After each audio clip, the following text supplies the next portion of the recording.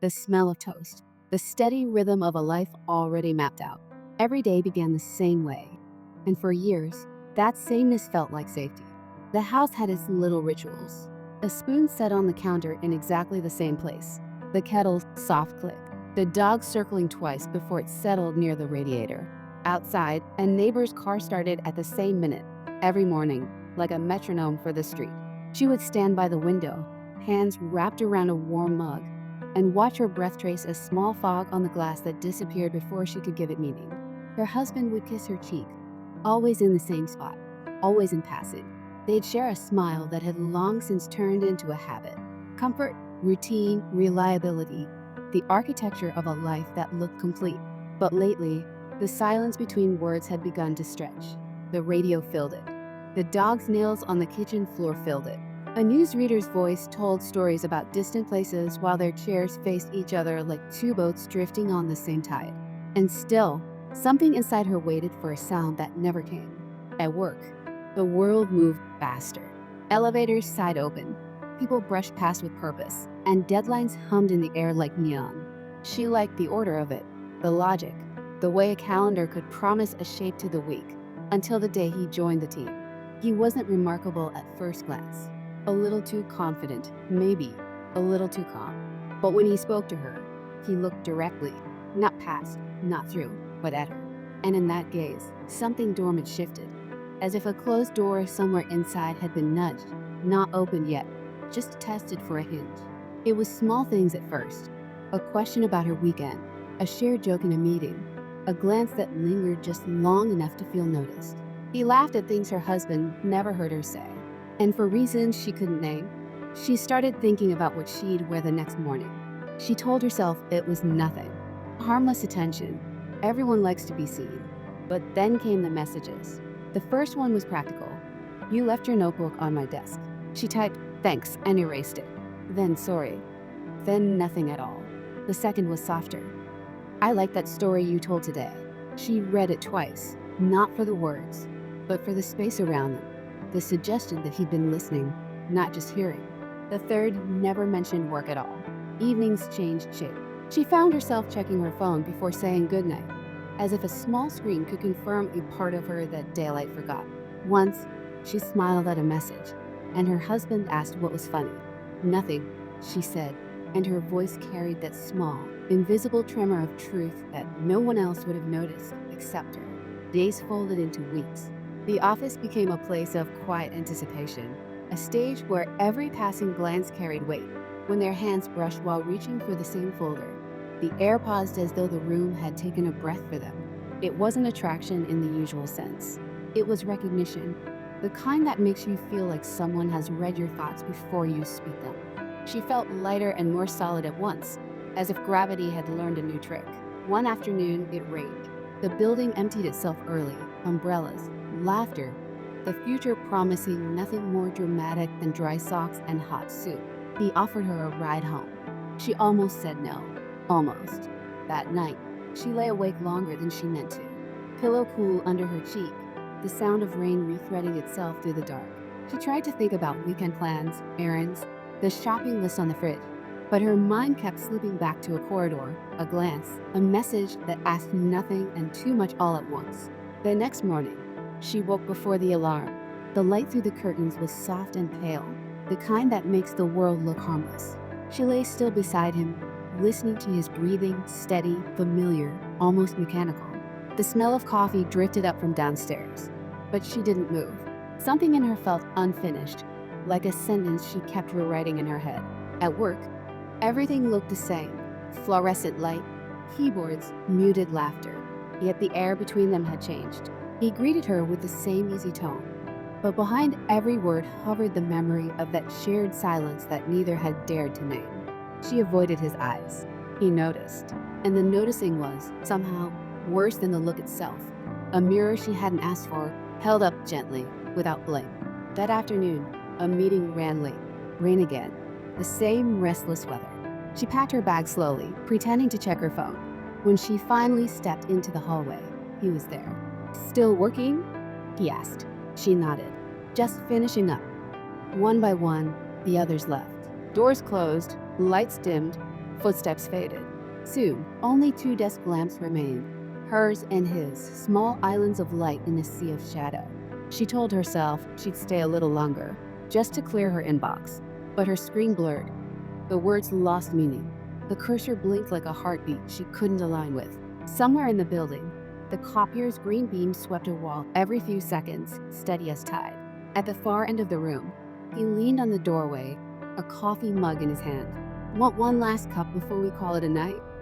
She should have said no. Instead, she followed him to the kitchenette. The hum of the vending machine filled the silence. The rain stitched the windows with long, slanted lines. They spoke in half sentences about work, the weather, anything that would keep them from naming the thing already happening between them. A laugh lingered too long. The pause turned into a possibility. When he set his cup down, their reflections met in the dark glass. Two shapes, close but not touching. The room felt smaller, the air heavier, the floor somehow nearer to her feet. She sensed it, the moment that would divide before from after. Not a word, not even a gesture. Just the slow pull of gravity between two people who'd run out of excuses. What followed would stay mostly unspoken. The sound of a chair sliding back, a breath caught halfway, the soft rustle of fabric and fear, a warm nearness, a dizzying sense of release, and then the kind of quiet that only arrives after you've crossed a line you swore you wouldn't approach. They touched, they kissed, and more happened. Too much to be really honest. Nothing dramatic, nothing cruel. Just the undeniable proof that she was still capable of wanting, and of being wanted in return. Time, which had been so careful with them all day, tipped forward too quickly. Later, she sat again at her desk. The screen had gone to sleep. Her hands rested in her lap, empty, trembling slightly, as if the body still remembered what the mind was already trying to forget. The office smelled faintly of paper and rain. Somewhere, a lift opened and closed for no one. She didn't say goodbye. She left her lamp on, as if a small circle of light could watch over the version of herself she'd used up there. The walk home felt endless. Streetlights bent themselves into puddles. Her reflection followed like a stray thought she couldn't shake. She rehearsed explanations that no one had asked for. Work ran late. Traffic. Rain. Each excuse felt smaller than the noise inside her head. On the corner before her street, a cyclist passed with a blinking red light that marked the night in perfect beats. She matched her breathing to it, then lost the rhythm, then found it again.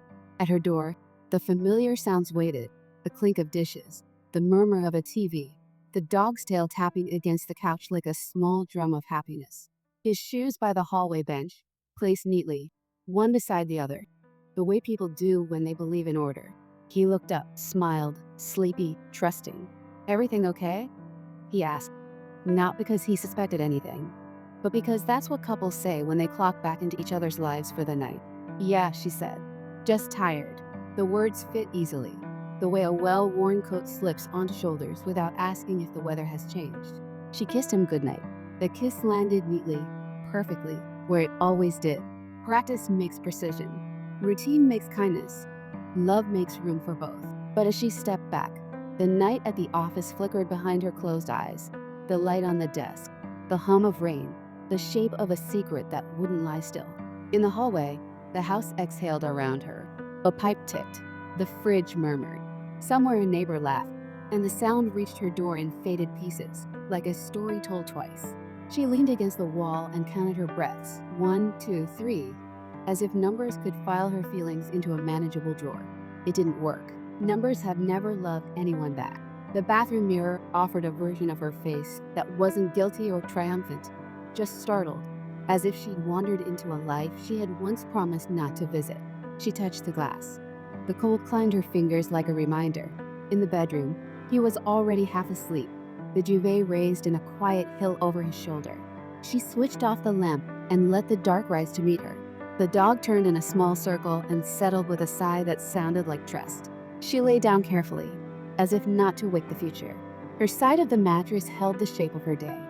The pillow smelled faintly of shampoo and something she tried not to name. The ceiling's shadow was a map that led nowhere useful. She tried on outcomes like dresses she knew she couldn't afford. Tell him now. Tell him later. Tell no one, and let time sand down the edges until it becomes a story you once heard about someone else. The heart has its own kind of math. It counts costs the mind refuses to total. It adds tenderness to betrayal and doesn't round out. She pictured the morning as a test she hadn't studied for. Coffee, toast, the kiss on the cheek, exactly where it always lands. Could she carry a secret through that routine without dropping a piece of herself along the way? Maybe, she thought. Every life keeps one room locked, a room for the things we can't explain without losing something we need to keep. Maybe secrets are just the names we give to crossroads when we don't want to admit we chose. A car passed outside. Headlights moved along the wall, thin and white, then disappeared, leaving the room intact and changed all at once. She reached for his hand in the dark, not to confess, not to ask forgiveness, just to measure the distance between the person she had been and the one who had walked home in the rain. His fingers were warm and familiar, and for a moment the world steadied. She let go before he woke. Somewhere between midnight and morning, she finally drifted into a thin sleep that struggled to hold her. The night kept rearranging itself, like furniture dragged across a floor she couldn't stop hearing. When light finally returned, it arrived the way it always did, soft, pale, pretending to be harmless. The kettle would click, the dog would tap the floor, the neighbor's car would start and mark the minute out loud. And she would get up, put on the face that fit her life, and make coffee for a version of herself she wasn't sure she could be anymore. She stood in the doorway a moment longer than habit allowed, listening for a sound that might tell her what to do next. The house, loyal as ever, gave her only what it had, the ordinary music of a morning. She turned off the light and waited for her heartbeat to slow, wondering which version of herself would make the coffee tomorrow.